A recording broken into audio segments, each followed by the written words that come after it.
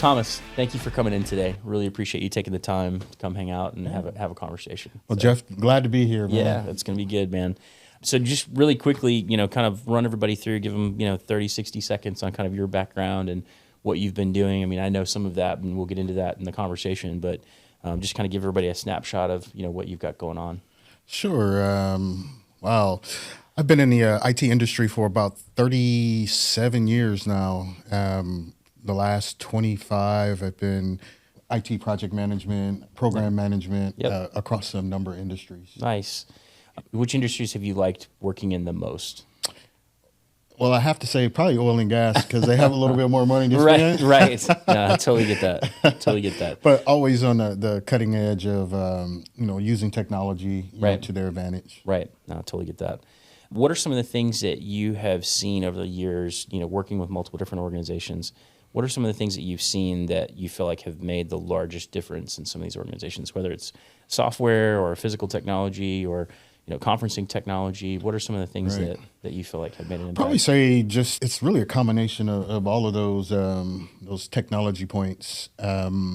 As we have evolved using technology to our advantage, people have come very creative with the uses of, so to speak. So I'd probably say it's been a combination of those things, to achieve most of the business results that that people are trying to achieve these days. Yeah. So I know we worked on a couple of different projects together over the years, in a couple of different organizations. What would you say is the largest impact that you've seen from, say, like digital signage in organizations? Wow. Not only probably around the easiest, the financial savings of it, but combining the technologies to then utilize an opportunity for people to have those kind of enjoyment points, so to speak. Right. So in this particular case, providing like just general TV in the break room, right? So people can come in and unplug from that. It's important, It's just so everybody can kind of step away and all that kind of stuff. Absolutely. I know, like, it's one of the things that a lot of people have used for, communications for their business to get messages out for whether it's events that are going on at the company or things like that. What do you think the next iteration of some of those things is going to look like? Maybe a more holographic, more personable kind of engagement in that area. But really, as the back to work, back to office thing starts to come into play, you'll probably see a lot more use around those kinds of technologies. Right. Making more people more efficient with the amount of time that they have. Totally get Was that. it do more with less? So that's kind of where I'm seeing today. You're working in the higher ed space at this point, right? What do you feel like are the major differences between like the higher ed environment for the project management on the IT side and what whether it's IT or AV and like oil and gas or any of the other industries that you've worked in? From a technology perspective, it's about even across the board, to be honest. However, our difference is, more student population and academia, research, those kind of things. So your engagement with people are a little bit more broader as opposed to some of the other specific industries. Yeah, it's like if you're working with one business group, they're focused on one particular thing. But to your point, in a university setting, like you're in a much broader, you're dealing with a lot broader audience and a demographic between faculty and people who are studying several different things, right? Absolutely, and you got and also you have the people spread out abroad. Right? So you're bringing all of those people, into the same space. Yeah, no, that totally makes sense. Is there any technology that sticks out to you in the higher ed space as being something that has a larger impact that you've seen as far as, whether it's, again, software or, physical hardware or, those kind of things? More or less the physical hardware. Yeah. Probably say. Right. So I've kind of got an opportunity to walk in some of the spaces where you can kind of see the AV technology in the classroom. And the way they're using it was a little bit, that's a new way to bring those kind of services into the space. Different viewpoint. What's a good example of that you can think of? The multiple screens and then just the ability to have students almost kind of like being their own little pods of work, and you see these various groups on the different screens. So Yeah. just bringing all of those collaborative points together Yeah, as no. they're working. Yeah, it's been actually pretty cool. That's to watch awesome. Good stuff, man. That. Yeah. What would you say, is there a general size difference in projects between higher ed and business? Do you see like a huge discrepancy between the size of a project or the value of a project?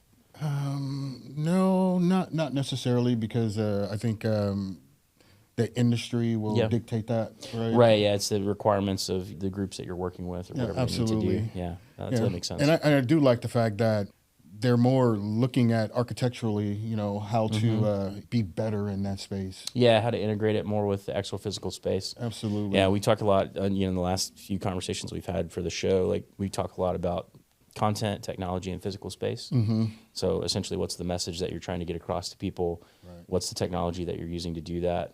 How do you streamline that? And then how does that incorporate into like the physical spaces? So from a conferencing space or like from a classroom, to your point, how many different opportunities do you have to throw things on, particular displays, or, Right. Are you trying to show, a presentation on one and you've got cameras on the other because you're bringing people in from the far end? It's kind of going through all of those requirements and using that as a roadmap to say, okay, if this is what I'm trying to get across to people, what's the most efficient technology for me to use? And then how does that incorporate into the physical space? Yeah, we look at the integration of various software platforms. Yeah. Look at how Zoom has changed the Absolutely. environment, right? Yeah. But then you have, all these other products that can potentially, run alongside of, this. What is this? The age of AI now. Right. Everything is is AI based and all this. So I see that, with the various software products. Yeah. I mean, everything slaps the AI, on the Right. end of it. Everybody has some version of that now. Even like for what we do for cameras and audio and those kind of things, there's a ton of that in that stuff now. So it's like trying to figure out like, okay, what is it zooming in on? Who's it focusing on?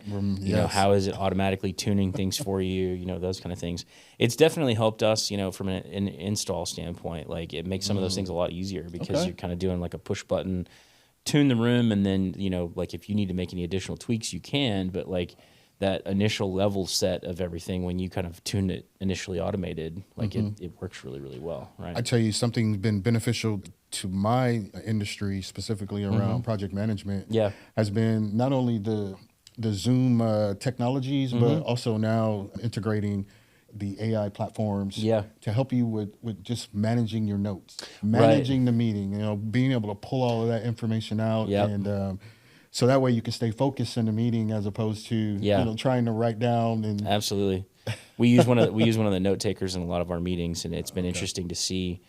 Like it'll give you it'll throw out all the action steps that you talked about. It'll give you that itemized list of, hey, this person said they're doing this. This person said they're doing that. Absolutely, I love that. So that side of things is pretty awesome. I would agree on the software piece. I think some of the things that you can do with software now, and even some of the things in like the technologies like you're talking about, like some of the things that it can pick up and do for you it's pretty impressive, like where some of that has gone. Yeah, even I think about back in the 80s when I first started. Yep. Man, we've come a long way. Yeah. Just it's a totally different environment now. It's a completely for sure. different environment. The technology turnover used to be every 3 years. Yeah. You kind of see a new advent of some source, but now it's the turnaround for something is just days. And we were talking about that the other day about the management for like AV resources, like if it's conference rooms or whatever. Like if you're not thinking about the turnover if you're not working on the next plan for,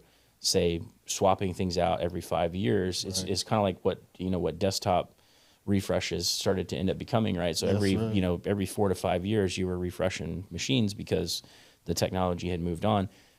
In the AV space with cameras and audio and displays, it's basically becoming the same thing. It's like you have to start thinking about that technology roadmap a lot faster, than we did before. I mean, because you'd see people install equipment and they'd leave it for 10 years. Yeah. Just like, and it'd be riding on its last legs and it's, held together by duct tape and baling wire. And, it just doesn't make sense to do that anymore, right? Like you need to get to a place where people are thinking about that. So like, 2 years in on a technology, if you're not thinking about the replacement already, Right. you're going to start falling behind on that. So Absolutely. I totally get that. That change is just quick. But Yeah. one thing about it though, garbage in, garbage out. So Yeah, we also talked about that too. It's like better inputs equal better outputs, right? That's right. So the more prep you do on the front end, and the better you've got an understanding of that, it makes for a much better outcome on the project. right. So. One of the, for me, around technology has been the streaming platform, right? So Oh yeah, right. So now we've moved on to off your normal broadcasted, right. Kind of a TV signal. Now you have this, Yep. this internet based, Correct. and that's changed the game. Yes. Right? Yeah, I mean, there's quite a bit there. I mean, we've talked to several different clients who are doing, who want to do like TV service and those kind of things, and there's a lot of people that are doing, just a YouTube TV subscription, right? Right. And they're playing that on just some random player, because there's so many different options for that now between like an Apple TV or a Roku or, all these different devices that you could use. There's so many opportunities for that. Like, yeah. And now I get to ask you a quick question. Yeah. So Yeah. what's funny is we worked on a project at a previous place, and how has that now changed in a way that it ingests? Yeah, so there are several different, I think, platforms that there are several different pieces of that I think that everybody's looking at. I think they're probably going to get ready to swap that system out soon, which is funny because, like, to your point, like we literally installed that in 2020. That's right. And so we're at 5 years, and so it's like you're now at the space of like, okay, what's the next step there? It's interesting because there are platforms like that are very strong for enterprise, where you could deploy several different boxes and stream all different kinds of content to all different Right. locations and those kind of things. And then you have the things like the Amazon Fire Sticks and the Apple TVs, and like there's so many more small and medium businesses using those types of technologies for digital signage than some of these larger platforms, right? And it's funny to kind of go through and watch. Some of these are very sized for enterprise level companies, and some of them are very sized for like, I'm just going to plug this into a TV and hope for the best, Right. kind of deal. But again, it goes back to what you were talking about a second ago, is like the more that you put it on the front end and decide what it is that you're trying to get it to do, it's easier to find the right solution and right size it to whatever the need of the company or organization is at that time. Yeah, So- absolutely.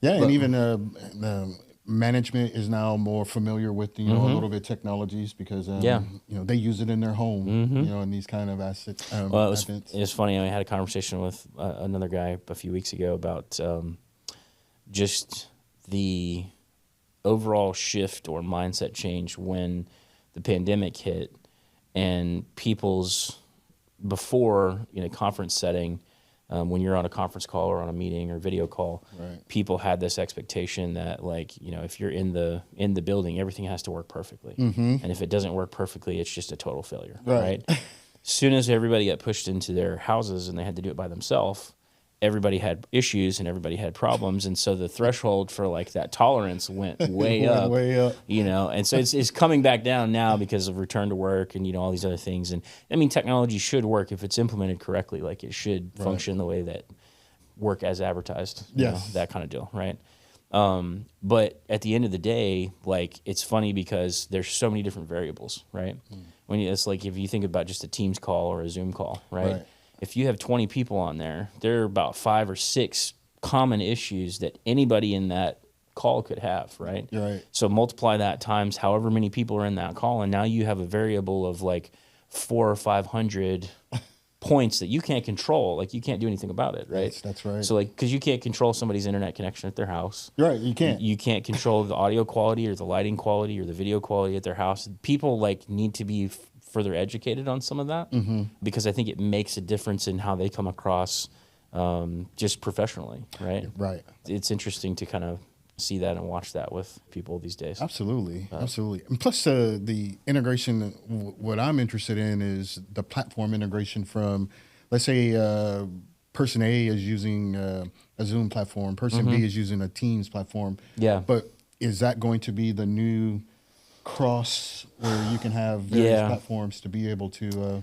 that piece of things is going to be very interesting to watch over the next few years because at this point, I think, I was reading some statistics about this the other day, I think 70% of the working population uses Teams. Really? Because 70% of the working population is on some version of Microsoft somewhere, right? Okay. So they've basically, and that's like Teams rooms as well. Like that goes with for conferencing as well, right? Interesting. And so then the rest of that, the last 30% is kind of broken up between Zoom and a bunch of the other platforms, whether it's Google Meet or, there are still a ton of other video conference platforms out there, right? But everybody has kind of defaulted to Teams because everybody's on Teams. But it's funny because we've seen, we've had conversations with a few different clients over the last little bit where people are starting to kind of have questions about that. And rather than do a Teams room, they want to do a BYOD room because it doesn't matter at that point what platform you're using, right? So whether you're on Zoom or Teams or, Google Meet or anything else, you're just plugging your laptop in and then you're taking over the peripherals of that room, right? Nice. So it's interesting to kind of watch that in the market right now and see kind of what people are asking for. And we did a site walk with a client the other day that was basically their requirement. They were like, we don't want to do the Zoom or Teams because we don't want to be locked into one or the other, right? Yeah. So it's going to be interesting to see if these companies will come together and like play nice, right? Yeah. So like if you go back to like Ethernet standards or coax standards, for carrying signal, are they all going to have to come together and figure out some kind of a compliance of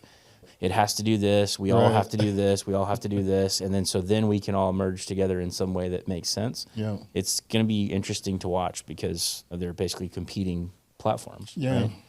But it is going to be interesting to see how that affects people. So one interesting thing in my little group we were communicating about is interesting enough, like tariffs. The effect of how tariffs now are going to change the IT landscape. Yeah. Right? Because a lot of the technology is built on platforms that may not be accessible come some point in time. So how is that going to shift the market or shift away? What is it going to do there, and what costs or increases you're going to have? We've already had some increases from several different manufacturers that they've basically said this is what we're doing to cover changes in the tariffs and things like that. I think there's some of that built into the system as far as flexibility, because like you hear about tariffs being 120% or 150% or whatever that percentage is, right, of the things coming in. But as far as like what we're being charged when we buy something, we're not being charged 150% more, than what that item costs. Those percentage increases may have been 5% or as high as 25%. Right. But it's not what like everybody hears on the news is, it's 150% or, those kind of things. But it's not necessarily that it's going up that much. I think there is some kind of leeway built into the system in some of those things. But you're absolutely right. It's going to change the landscape of what technology looks like. Do you think that other countries will then have an opportunity now to participate in technology manufacturing of some sort? I think there have been a lot since. I think it started to make a transition during the pandemic, because when the pandemic hit and China basically shut down for 2 months or however long they shut down, like completely, right? Yep.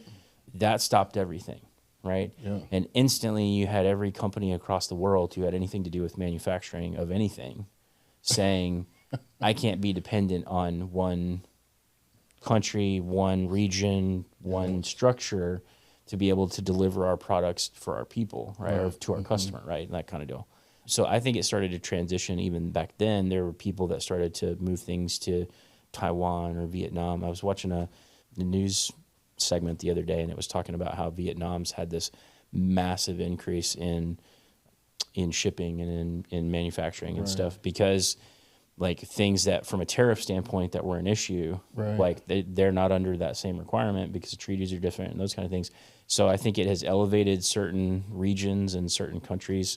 There's a lot of things that are being manufactured in Mexico, Okay. There are quite a few manufacturers that are doing some things there. And then it's funny to watch that too, because to a certain degree, if you're doing any kind of like government work, as an example, right, it's for the U.S., all of that has to be on the compliance list, right? Like you have to be using things from manufacturers who are compliant. That's right. And in those cases, it has to come from either within the U.S.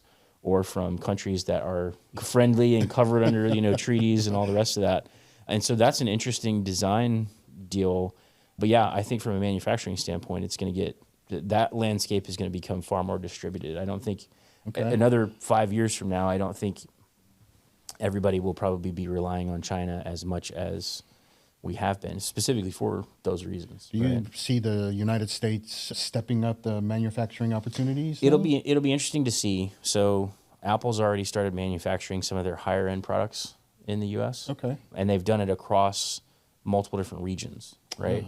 So like there are places where like Mac Pros are being built kind of all over the U.S. Nice. You know, so there are some pieces of that that'll be interesting to see. I mean, there are other in our space for AV stuff. Biamp, most all of their stuff is made in the U.S. Okay. So there are companies that are doing that. I think it's going to increase. I think as things change, it'll be interesting to watch that and see how many more companies spring up and start to manufacture. The issue, and I think what's going to be interesting with the tariffs piece, is it's trying to create a level playing field. Yeah. Because it's almost impossible to compete on the world stage if, like, your competitor can build a part for $5 and it costs you $50. Yeah. There's no scenario in that you're ever going to be able to compete in a realistic way, right? And I think that's one of the points of the tariffs that nobody's necessarily thinking about. And I mean, if you go back, like, you know, when we started to transition everything out of the U.S., that's when everything really started to change on that side. I think it's funny is that the common everyday conversation now is we're all, you know about a tariff? Yeah. Right? So what is like? What if you didn't know about tariffs before? You do now. You do now, exactly. Well, and that's funny. It's funny because we were talking about during pandemic, like when the pandemic kicked off. It's like nobody really knew what Zoom or Teams or you know, if you weren't in the normal working environment every day doing things with people, you didn't really understand what those things were. And then at some point, like all of that got switched on, and like kids got pushed into Zoom and, you know, all of those kind of things. So it's just funny to watch. It's funny to watch these transitions as these crises or whatever you want to call them arise. How does that change in the business world, and what are the implications of that for people? I think was discussing, interesting conversation was at one point in time we used to talk about how much bandwidth, you know, it was going to take to push content through. Now you really don't hear about that very much. So something changed within something. Yeah, I mean, I think standards have gone up on cabling as far as cable infrastructure. The use of fiber has become a lot more common. Right. You know, the throughput of those technologies and those devices has all increased dramatically. I don't think those are the issues that people are trying to conquer anymore. We're at one point. They were, right? yeah, exactly, yeah. So it's like, I mean, I think you're seeing people build to those things, like understanding that. I mean, NVIDIA shared their thing the other day, the spine that they've created for some of their AI, the networking for their AI, and they were talking about how much throughput like those spines have for these particular devices, right? And it was crazy. It's like it'll transport more information than the entire internet, like in a whole lot faster. So it's those technologies I think are all moving, at lightning speed. But it's pretty interesting. How about the average consumer at home, right? So we used to buy Comcast, AT&T, but now you're seeing technology to the home. Yeah. Being a more technologically thought about manner. Yeah. No, absolutely. I mean, well, people are, it's funny because people are building houses and they're pre-wiring them for network and they're putting access points in and they're, those kind of things. It's funny to watch some of that start to shift and change because before you just put a router somewhere or, back in the old days of the internet, you put in a Netgear router or some kind of switch in the background. And that technology has changed pretty drastically as well. I mean, it's pretty amazing to see that because you could do a mesh network now and, you can get some. That's your house. Yeah, pretty amazing speeds, right? So that's pretty interesting. I like the fact that even the providers are now, changing their technologies a little bit to keep up with the pace of growth. Totally see that. Total neighborhoods are wired completely different than they were before. They're able to open up, some of those pipes, to bring more data. In our neighborhood, it became like a running joke, and I think they started a drinking game on Facebook because one of the companies was putting in fiber lines through the neighborhood, and every other day they would hit a water main or they'd hit a gas pipe or they'd hit something else. And so on Facebook, they started this whole thing of like, they broke another water main. Okay, everybody take a shot. It was pretty crazy, but it's gonna be interesting to see. Like one of the folks, one of the companies around here that does fiber, we had looked into some of their stuff for some of the neighborhoods. They're a residential internet service provider, right? and we had started to look into that. What's really going to be interesting, I think, moving forward is traditionally with Comcast or AT&T or some of those kind of companies, like costs have like overall increased year over year, Yes. over time, right? Right. And so watching that, it's very interesting to see how that model works. The company that we looked into, who's actually their office is right around the corner from here, it's very funny because they do a thing now for their subscription where basically like the price that you sign up at, unless you change your service or unless you deviate or do something different, the price that you sign up at stays that price for as long as you're a customer. So if you go in and get, whatever, 50 up, 50 down or whatever speed that you want, right? And you sign up for that today, that's your cost. For now, that's how they're doing it, right? So it'll be interesting to see if they stick with that model. Yeah. But it's like, all of these other organizations, it feels like you're being punished for being a loyal customer. It's like I've been a customer with AT&T for 20 years, but like it has increased perpetually over time. It's like there's no return on some of that. It's going to be interesting to watch that and see how that filters out for at least for like you're talking about for some of the residential stuff. Right? Do you ever see another player coming into the market as a content provider, such as you have a Netflix, you have a Amazon Prime? There are, and I know there's hundreds of them. There are a ton of them. Yeah, I mean, as far as it's the big ones. Yeah, it's going to be interesting to watch because it seems like most of them at this point have all moved from like, yes, they are streaming platforms, but they've moved into the creation of the content, not just the provider of it. Yeah, they're not just the platform that it's streamed on. Right. They're actually the movie studio, basically. Let's say, like Netflix. I mean, Netflix has their own movie studio. Amazon has their own studio. Amazon, I think, has bought MGM. And so they have like all of that capability built in. So it's not only just the platform to stream it on, it's all of the messaging and content that's being created to go out for this. Specifically, I mean, there's movies now that are being released in theaters that are produced by those studios. That's crazy. I mean, it's like watching that whole thing has been very interesting. And it's, so this is a totally random example, but go back in the day when, when McDonald's was created, right? McDonald's on the surface, if you look at what everybody sees, is basically a fast food burger place, right? Yeah. And everybody thinks that McDonald's is selling burgers and that's what they do and whatever. That's the system that they use. Yeah. But they're a real estate company.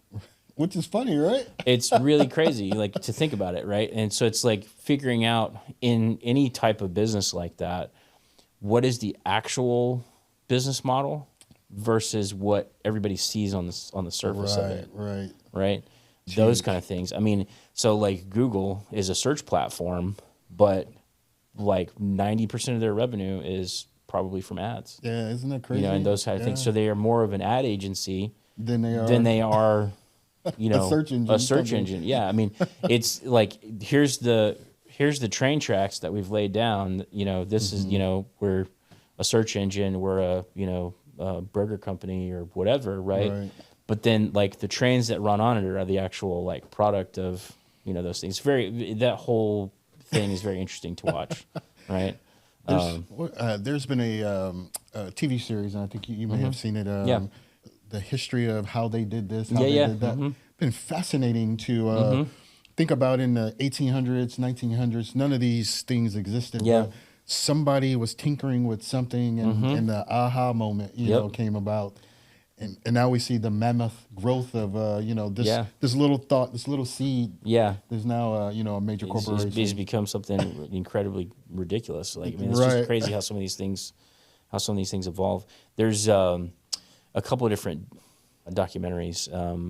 There's a documentary series about industrial light and magic, and it's called Light and Magic.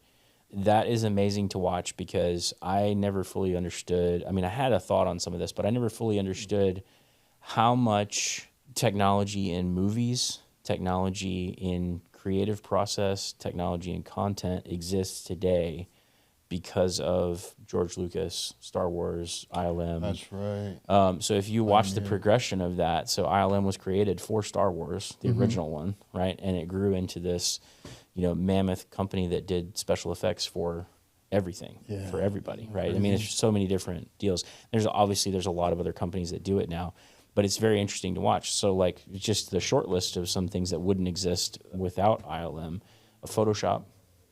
Photoshop was created to edit the individual stills in a movie to be able to do the visual effect of things changing over time. Wow. Right? Okay. Pixar wouldn't Yeah. exist. Pixar was the computer division of ILM, right? And they sold it off to Steve Jobs.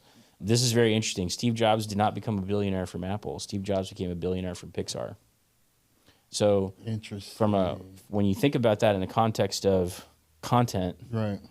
and the power of content and the power of storytelling and messaging, the fact that Steve Jobs is known for Apple and he's known for the, all of the things that, Apple has done over the years, right? And the genius of those products and, all of those kind of things. And the company is massive, right? Right. But it's amazing to me to think that, like, he wasn't a billionaire until Toy Story came out. When Toy Story came out, That's when it changed. it was overnight. Pixar was $1 billion company, and that's how Steve Jobs became a billionaire.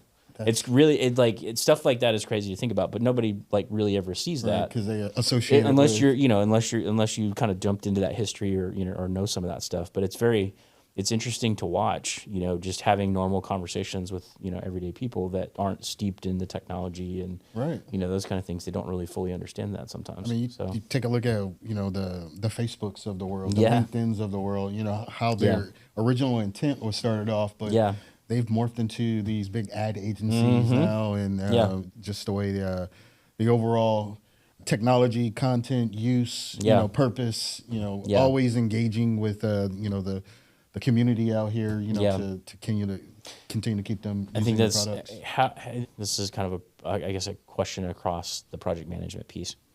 How often in project management do you feel like being able to communicate or tell a compelling story about that project, you've been able to do that and then move it on because of the communication that you've had? So what I'm getting at there is, in project management, if you've encountered an issue and you've put together, here's the problem, here's the business case, here's the whatever's happening, right? How often do you think it has made an impact being able to communicate that clearly to your stakeholders to get that across the finish line? It is. You see what I'm saying? It is integral, Yeah. to what we do. All right, 90% of what we do can be, for the most part, you can activity base it. I mean, there's some kind of connection to it, Right. from what we do, but there's the outlier stuff that you just have no control over, Right. because some things may have been put together Right. a long time ago, right? Yeah. And you just been using it and, like you said, taping it together and these sort of things. But now you need to make a change. Yeah. Right. And then how do you integrate that into that change? But then how is that also going to play downstream, with Right. the other things? So constantly having to, as a matter of fact, I spent all day yesterday dealing with this very problem. Yeah. And, having now to gather all these people from various places, sit in a meeting and talk through what the problem is, the root problem, not the what we see dangling in our face. Yeah. But now, what's the real problem? Yeah. Right? And then having to address that.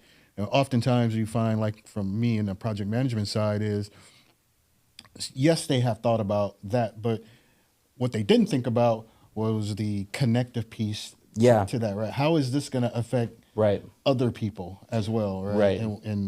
And are they prepared for your change to take place? That's an interesting point. So one of the things that I've seen with some of these larger initiatives and larger projects with some companies, a lot of times, and I think this is something that people get too twisted up on and it becomes too big a part of the decision-making process, is larger initiatives are tied to people's bonus structure. They're tied to people's overall, how did I do this year? Their yearly review, those kind of things. So it's the outcome of projects is what drives that for those people. And so those people are motivated to get that project across the finish line because it's going to be tied to their bonus. It's going to be tied to how their boss sees them and all the rest of that. When in reality, in some of these cases, some of these projects just need to die and go away because it's not going to fix the problem. It's right? not. It's not going to fix anything. It's actually going to probably cause more problems. And so rather than reward somebody on the outcome of getting a major initiative, now, granted, I'm not saying that large projects don't have to happen. That's not what I'm saying. Sure. But what I'm saying is when the emphasis is on the delivery of the project only and not how you got there, and to your point, how it affects the rest of the business or the rest of the product line or the rest of whatever it is that you're working on, if there's no thought in that, if there's no thought in how, those things are going to happen, like you're going to spend money on things that you never should have spent money on. I mean, how many times have you seen projects go forward that you got to the end of the project and then they were like, a year later, like, why did we do this? Right. Like they don't even use it, or like, you hear about the bridge to nowhere projects, right? And things like that. I mean, this is like the kind of like, that's the extreme example, but it's like, it does exist. and they do. And it's like, because people get so caught up in, this is tied to my thing and this is tied to my career. And if I deliver on this, like this is going to move me up the ladder, or this is going to get me that bonus, or it's going to do something else. Right. When in reality, like if you were looking at it through the lens of how is this going to affect the rest of the organization, does this even need to happen? Right. Like at that point, like your projects would probably go a lot smoother. Yeah. If your viewpoint was like, okay, on some level, this has got to happen, but like what's the end outcome? What's the end goal? Right. And some stuff you can't control, as we were discussing earlier, right? The turnover of technology is so quick that the what you would have gotten advantage of for doing this in the first place has changed. Yeah, exactly. So it's like I think it's key to focus more on the front end. And it's funny because I was watching a thing from Jeff Bezos giving an interview, and he was talking about our plan is focus on the things that focus on the 10% of things that aren't going to change. Okay. Rather than, it's like we're talking about technology turnover and those kind of things. Focus on the things that aren't going to change. Build a model in a business or a project or those kind of around that, not around the things that it's going to constantly change, right? Those kind of things. And I think some of that could be messaging for content, right? And we've talked about this a couple of times in some of the other interviews. The messaging or the message is really the most important piece. Right. The technology that you're using, like in higher ed as an example, the technology is meant to be used to amplify the lecture or amplify the content that the professor is trying to get in front of the students so that they can learn. Absolutely. Right? The moment that the technology detracts from that or distracts from that, it becomes a drag on that message, right? It does. So it's like you need to be put, like as an example, if you put 100% into your messaging, right? Like you've got a message that you're trying to get out to people. You put 100% into it and you start using technology that starts to detract from it. And you're giving a speech and your microphone doesn't sound great, or it feeds back, or it has static or something along those lines. Or you're giving some kind of a video conference deal and your camera is fuzzy or doesn't work, or, all of those things are going to detract and distract from your message getting out to people the correct way. So like for us, it's finding, okay, what is the most efficient, most streamlined way to get that message out to people. The message doesn't change. So it's not distracted, right? So that the impact of the message, it has the desired effect. Right. And it's the technology is a multiplier at that point. Yeah. Right. I think one of the challenges and what's going to be interesting is that as we begin to age, right, the next generation of people coming through have a completely different, engagement with, the outer society and how, as we talked about a moment ago in the messaging thing, it's more about, does this hold my attention enough? Right. Yes. Do I need to have dancing penguins in the background to keep you, you're focused on what I'm trying to say? Because, right, they're entering into a more technology-driven society about everything. So it's like put the food in the microwave and get it in 2 minutes, and I'm on to the next thing, right? So for folks like myself and on the opposite side of wanting to deliver message and content, how do I keep your attention enough to get my message across, where you walk away with understanding what I was trying what you need for your project. Yeah. Yeah, I mean, so like, I mean, to take it down to the level of like project management, right?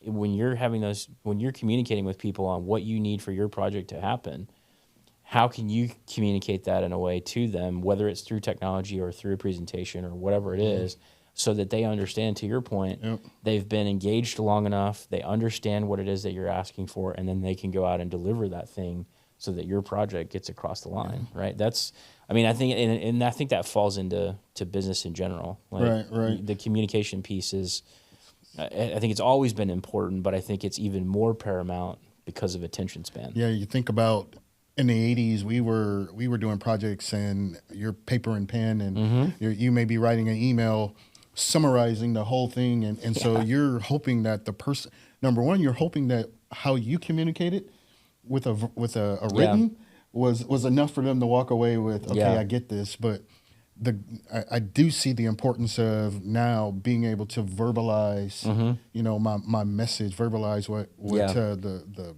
what we're trying to get to, and how we're going to get there, and collaboratively, I'm able to bring more people, to the table, as opposed to then, which was siloed. This guy was the superstar in opening this can, and but now, just having to bring in a collaborative. This person now made the can opener, and now it's less time to open the can, right? Now this new tool came out, so that's been very interesting, from us. The absolutely the communication. I just did a lunch and learn on effective verbal and nonverbal communication. That's great. And man, you'd be surprised at. So the way I approach X, I can't approach Y this way. But in the instant when I walk in that room and I have a critical piece of information to share with someone, they're engaged in conversation with someone else. How do I interrupt their conversation, capture their attention enough, worried if they're thinking about, this dude just interrupted me when I was talking to someone, right? And then walk away with what I need. So we talked about this as a group, how to create best practices around that, right? So I think that's pretty fascinating.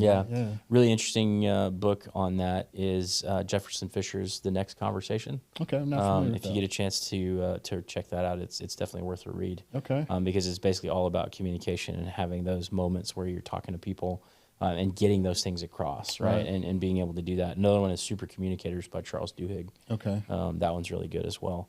Both of those are phenomenal reads for communication, right? As far as like being able to have those conversations with people. I think we were talking about how men and women receive information differently. Right. Because my stakeholders are differently, right? Yeah, and just understanding that. Yeah, absolutely. So to be a effective project manager, you have to know how to communicate. We talked about this in design for audio video stuff, and like as far as touch panel design or room design or those kind of things. And talking with some of the team a few years back, it was always like, okay, if you're going to build a touch panel that somebody has to go use, you need to build it.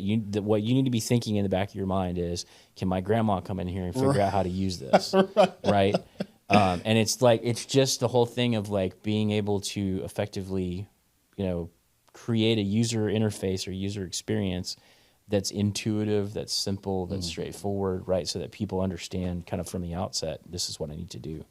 And we did that in like some of our original designs that we did a few years ago for a couple of clients. We did 3 different types of recognition for, the things that you wanted to do. So if you wanted to do a video call, it was a particular color. It had the written, video conference, and then it had like a picture of actual video conference, like in the tab, right? Yeah. Same thing with like some of the other things, as well. But that's something that I think a lot of people just need to consider, in their technology design is like it needs to be simple. Yeah. Right. Absolutely. I mean, the systems can be complex and you can do very complex things, but the interface for every day needs to be simple. It does. It absolutely does. And I know that much more so now being in higher ed. Yeah. Around some of the smartest people. and around some of the not smartest people within the same smart person. Right? Yes, So, yeah. I'm introducing. Hey, we're introducing this new product to your environment. Yes. It, That can go so many different ways. yeah, it's amazing. It's amazing to put technology in front of some of those people, because it's like these people they're in charge of, $1 million budgets, and Right. they're making decisions that affect like the next generation and all these other things. And then it's like, okay, a new feature comes out on my Outlook and I can't figure out how to use it. Like there's, Oh I my mean, and gosh. that's not a slight on anybody. It's just the whole thing of change. So it's like being willing to continually do better training, being willing to understand that things are going to change, Right. and being able to process that and keep up with it. I have found that people are very robotic in what they do, right? Yeah. And any small instance of change takes them a while to get around and, Yeah. and figure out how am I going to introduce this into my Yeah. routine now. Well, it's estimated that like most of the time, 95% of the things that you do on a regular basis, on a daily basis, like you're not in full control of, because it's a habit that you've built, Yeah. and you're just reacting to however you've programmed your brain to react. That's how you respond. And you don't think about that until you're actually like sitting down going through something and then realizing, wait a minute, why am I doing this? Why do I constantly do things this way? Or why does this, what's happening with this?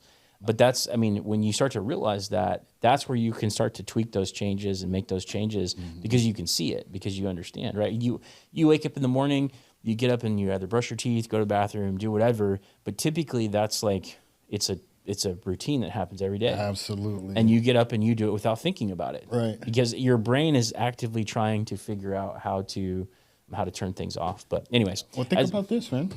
You wake up in the morning, you used to just go to X, but now you pick up your phone. Yeah. That is a completely new It's a totally different scenario for sure. Don't misplace your phone.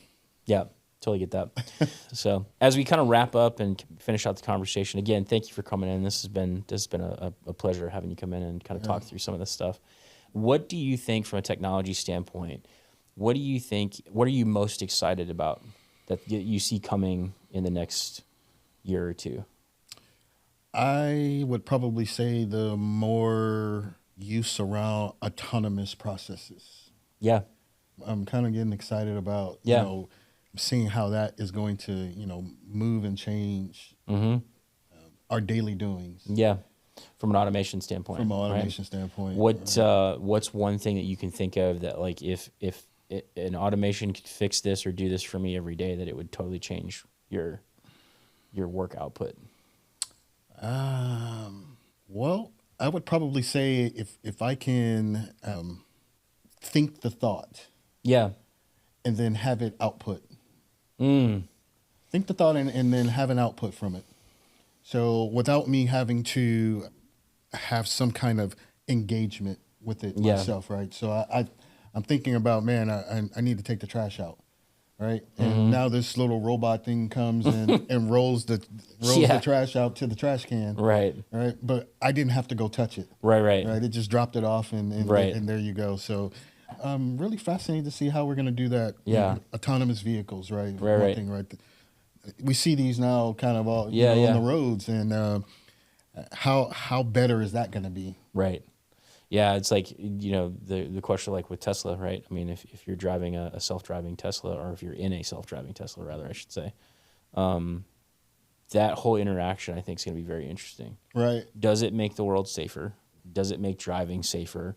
Does it take some kind of enjoyment away from the whole driving experience? Some people would say, no, look, I can go do more work, right? Yeah. Or I can go do more things, or I can look out the window and pay attention to what's happening, outside the window, and not, have to fully focus on driving, right? Well, it was raining like cats and dogs yesterday, right? And Yeah. everybody is still driving at the normal pace, which is Yeah. 90 miles an hour on Yeah. the Indianapolis 500. Right? Yeah.